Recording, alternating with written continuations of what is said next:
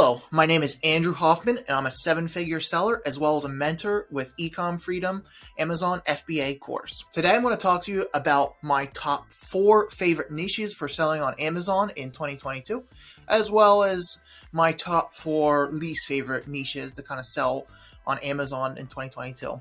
And again, well, these are going to be my opinions. You might have a niche that is on my avoid list, or that I particularly like, and you might not agree with it, but these are just, from my experience, from myself talking to many different students and sellers over the years, and the ones that I like the best and the ones I like the least. So let's get started with my top 4 favorite niches to sell on Amazon in 2022. So in no particular order, one of my favorite niches to sell on is the outdoors niche. This is going to include subcategories like camping, or outdoor water sports, or hiking, or other activities, or products that have to do with kind of getting outdoors, hunting, fishing, all those types of things, and really enjoying it and providing products that kind of meet those needs.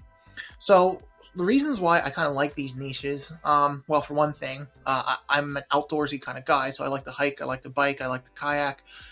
Constantly out there, but I see there being so much room for improvement and so much room for opportunities for different types of activities and products and services that kind of make it easier for people to experience the outdoors better. So I'm always coming up with different gadgets that might make kayaking easier.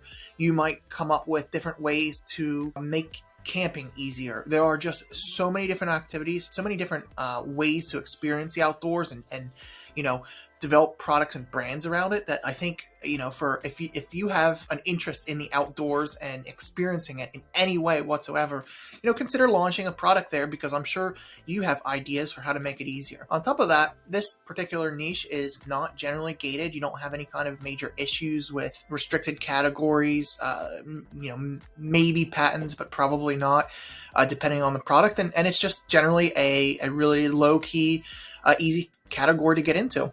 And on top of that, your shoppers are going to be buying products for this particular niche because they're looking to have fun. And, it's a lot nicer to sell something to a customer where they're kind of looking forward to the product versus one where it's something like they need it. They're just going to be in a much better mood when they're buying it, and it'll create brand loyalty in the end. So in any case, outdoors is number 1 niche on my list. The number 2 niche is sports. This category also includes some outdoor activities, but it includes items like, fitness equipment, gym equipment, dumbbells and all kinds of exercise equipment. It also includes general sporting equipment, soccer goals, basketballs, any kind of item that you would use if you were playing sports or taking part in sports. I like this for many of the same reasons that I like the outdoors niche. There's so many different angles you can kind of take it. There's so many places that are available, that are out there for improvement and differentiation, and I think that it's generally a fun niche to be in, and a lot of people will love to spend money on high quality sporting fitness and those types of things. So it's also a great place if you're interested in making money to sell. So the next category that I really like is home, garden, and tools. This includes items like furniture, like kitchenware, other items for the garden, for the home, art, anything that you would basically use at home.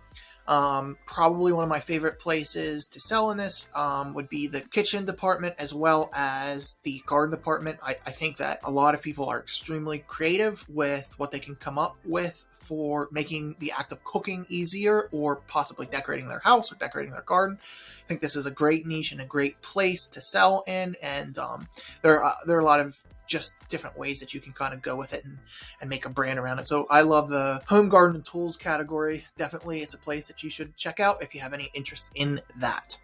And then the final category, which is my favorite, it's where I sell. It's in the pet supply category. This category is huge. People will spend so much money on their pets. I mean, it's ridiculous. People love their pets. They want to make sure that their pets are as comfortable as possible. They like to do things with their pets and have fun. Really, the scope of products is endless for pets. And I would also encourage sellers to look beyond the traditional dog and cat niche for the pet supply. I would expand your search, look into, reptiles and amphibians and fish and insects and any, all kinds of different pets. I was actually on a program with Target recently, and they, it was regarding their pet supply category, and they were talking about how they feel like they're oversaturated when it comes to dog and cat products. They've got all that they could ever want. Categories like reptiles and fish and other, we'll say, non-standard or non-common types of pets. There aren't as many brands there, and I think it's a place where new sellers can kind of come in and take up some of that space and really create new products to help those owners. With the pandemic and everything, so many people got new pets, and those pets weren't necessarily just dogs and cats. And so I think that it's a great place to kind of look if you're looking for new ideas or have some particular experience with pets. I think it's a great place to start. So those are my top 4. And they're generally safe, they're generally lucrative, and I would give those a look while you're doing your product research. Now, let's talk about the controversial ones, probably. The top 4 niches or product categories to avoid. And again, this is my opinion, and you may disagree with it. That's fine, but I'll give you these niches and why I kind of think that, why I think what I think. So the first one I would say is clothing. And clothing inherently isn't bad. However, it does create some extra challenges for sellers. Clothing, especially nowadays in the world of fast fashion, is constantly changing. Styles go in and they go out. That means you're constantly going to be having to update your product line year after year after year. You can't just make one design for a shirt and expect it to last many years. Like, you're going to have to kind of keep moving and kind of go with it. You're also going to have the struggles of having to carry multiple sizes, multiple colors. That means many variations. It's not inherently bad. It's not inherently a showstopper, but it does make your sourcing and listing process more complicated and time consuming. And you're going to have to forecast for many different variations, styles, and colors. And it just makes your business model a lot more complicated. On top of that, there's some specific legal requirements for importing textiles. It's not too hard to be compliant, but you need to make sure you do that. And finally, the return percentage on clothing is sky high. You're going to be looking at maybe 10-15% returns, even higher than that sometimes. And that's because customers, they buy the product, they try it on, they don't like how they look in it, or it doesn't fit, or for whatever reason, they return it. And that's just something that you're going to have to deal with. And that's a huge cost. That return cost is something that you're going to have to make sure that you budget into your calculations when you're considering to sell in this particular category. So, clothing, I think if you're really passionate about it, and you're okay dealing with those issues, go for it. But it's not one that I would advise new sellers try. I just think there's other opportunities out there that are easier. The next category is supplements. I think that supplements are an absolute minefield for new sellers, and I would not recommend selling supplements at all. For one thing, there's specific language that you need to use on your particular products. It's also very hard to actually differentiate and come up with a formulation yourself unless you're a scientist or a nutritionist. And even then, I feel like it's dangerous to start playing around with different chemicals, different minerals, and then claiming that different things are going to happen. I generally think that from the production and development side, supplements is dangerous. Well, not dangerous, but it's difficult, and in order to do it right, it can be expensive and time consuming, and it's not something that I would recommend. That's the sourcing side of supplements. What's even more difficult than that, if you can figure out how to do that all correct, legally and safely, and you're doing all the tests that you need to, that's one hurdle. Actually, selling supplements is so difficult.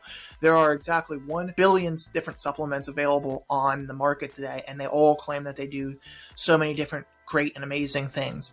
So for you to come in and actually develop a unique and different product in the supplement niche that, someone else hasn't already said, oh, well, we make the best one. Like, everybody's basically saying they've got the best pill ever, and it's going to cure all these different diseases and all these different problems. And so your ability to actually cut through that and prove that it's very difficult, because you would almost have to do that with testing, and testing is expensive and time consuming. We find that the PPC cost for selling supplements is absolutely insane. The cost per clicks are high, the conversion rates are low, it's very hard to sell and turn over supplements, and it's really hard to come up with a unique one. So I would recommend avoiding any kind of supplement at all costs, unless you have a giant dump truck full of money to invest into the product, and you're specifically you have a lot of experience within nutritional science, and maybe you're a doctor or maybe a chemist or something like that, where you're very competent in developing supplements. So by and large, I would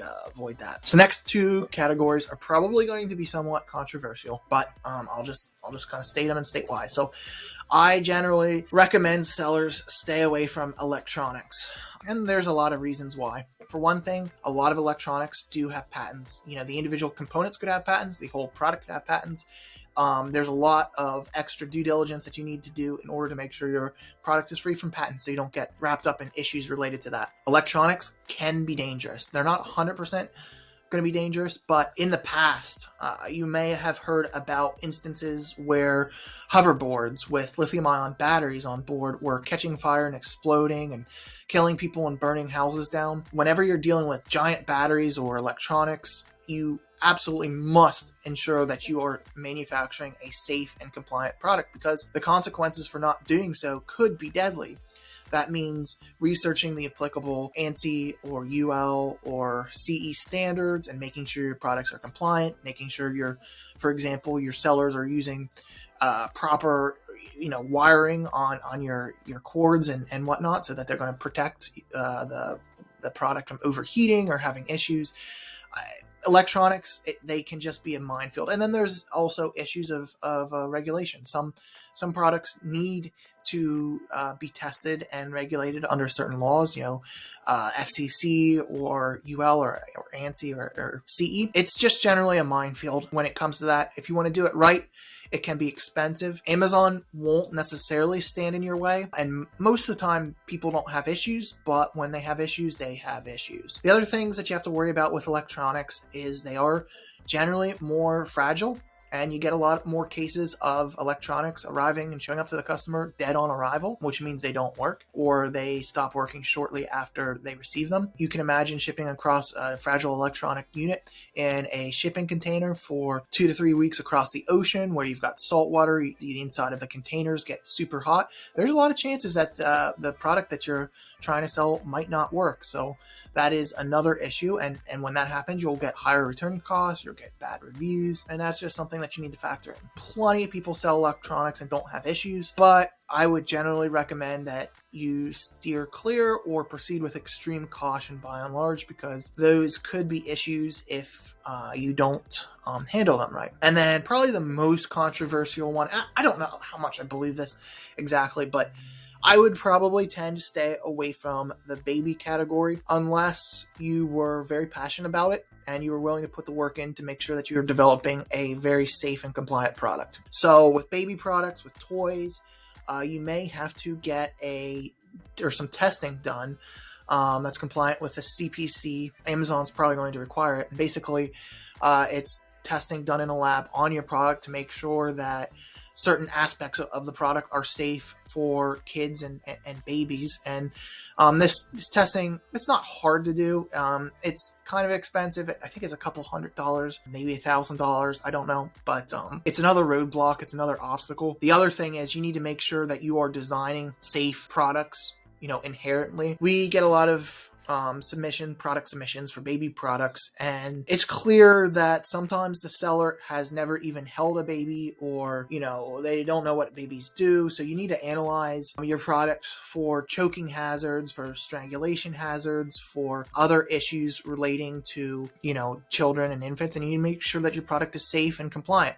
There have been so many recalls when it comes to baby products because sellers have sold products that are not safe.